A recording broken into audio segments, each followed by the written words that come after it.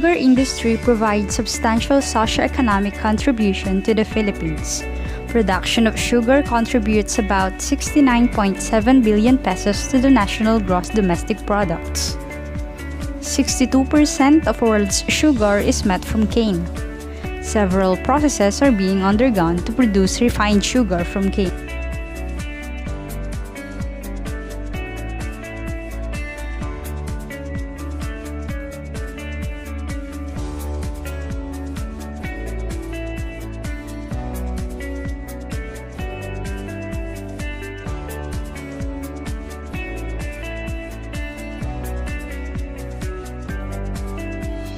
This is the initial step of sugar production, where sugarcane enter the plant.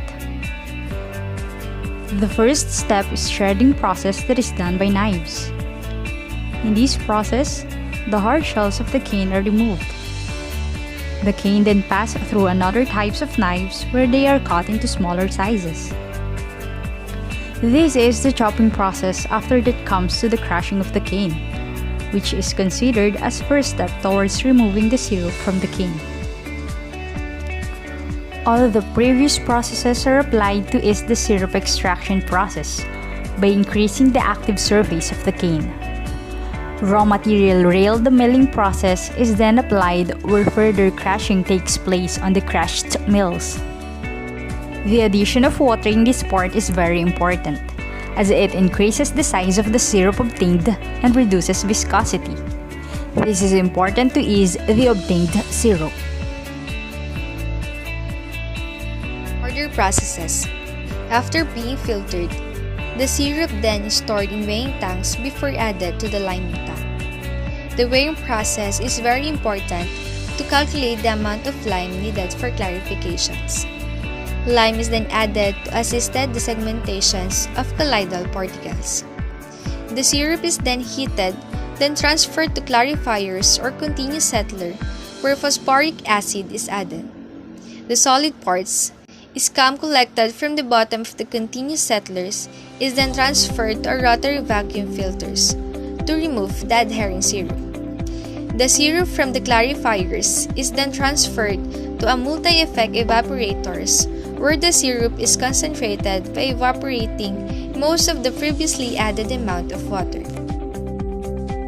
The evaporators operate under vacuum to reduce the cost of evaporation and to utilize the temperature of the syrup. Along this process, the syrup loses over 40% of its volume. After this process, the syrup then enters storage tank before being pumped into a vacuum pans. The objective behind this process is to increase the concentration of the syrup and to generate a supersaturation concentration which enables the syrup to crystallize.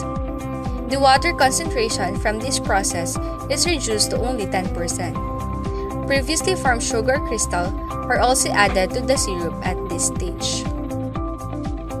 The crystals act as a nuclei for the crystallization process, as they also trigger the formation of crystals in the crystallizers. The mixture of generated crystals and syrup is separated using centrifugal units. The sugar obtained after this process is raw sugar, which is brown in color. Sugar after this process should undergo a refining process. This is usually made by adding bone-char or activated carbon to change the color of the sugar. The mixture of syrup and formally generated crystals is then added to the crystallizers.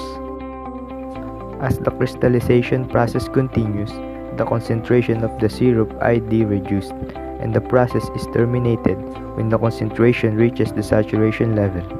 After that, syrup is then recirculated back again to the vacuum pans for removing more water and thus obtaining a new supersaturated syrup. The process continues till the amount of sugar within the syrup are not viable to be separated. The resulted syrup, molasses, is then discharged and considered as waste.